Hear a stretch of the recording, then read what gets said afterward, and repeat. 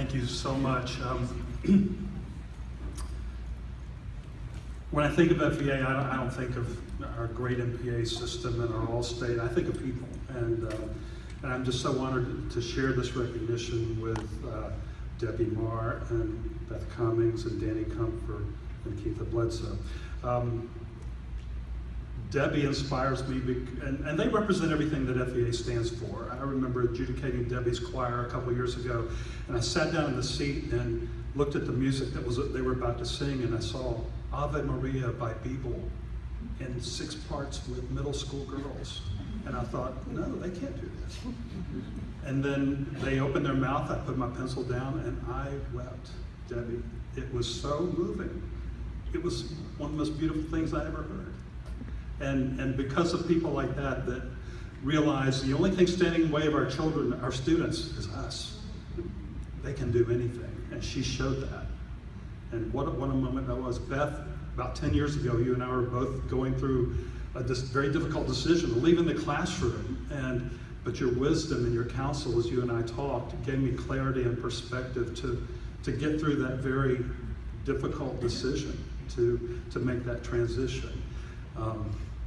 Keitha, I shared this with you a couple months ago when I was over in your area, but she, when I was a very young teacher, had me adjudicate vocal solos and threw me into a room with a school of students who came in, maybe a half a dozen, who were profoundly autistic. And after it was over, she saw me in the hallway, and I was a basket case.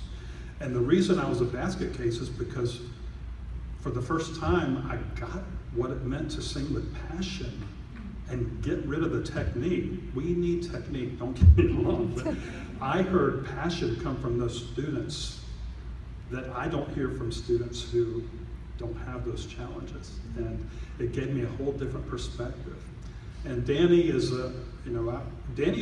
was teaching for a couple years before me in Jacksonville, and when I came in as a first-year teacher, him and Mark Scott took me in as a mentor and friend, and actually were a model of excellent teaching.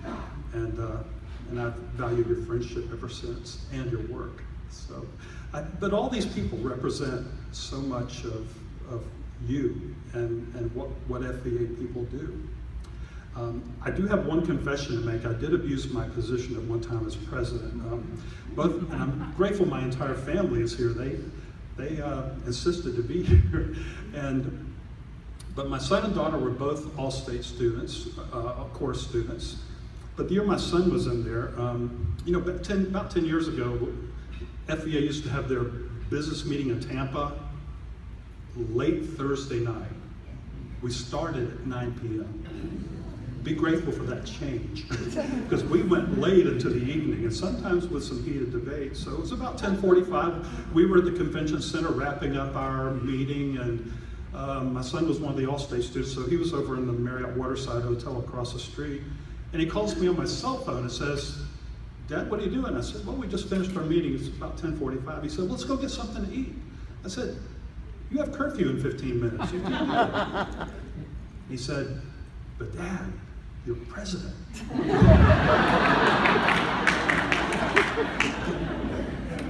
And I said, "Yeah, you're right." I said, "I'll meet you downstairs at the Champs, that sports bar, whatever that was, still is." And so we went in and had a bite to eat and just enjoying ourselves, and probably within 30 minutes,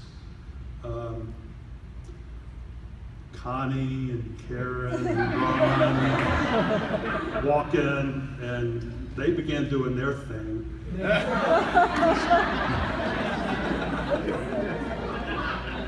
Stephen says, "Dad, this is why we have curfew."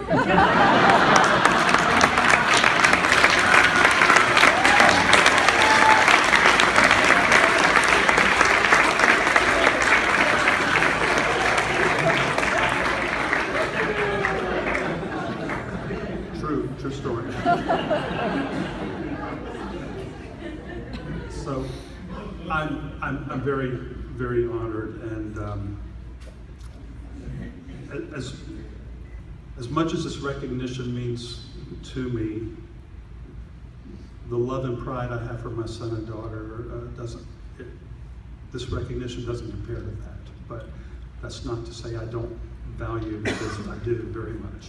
But I'm very proud of both of you. Thank you so much. Thank you.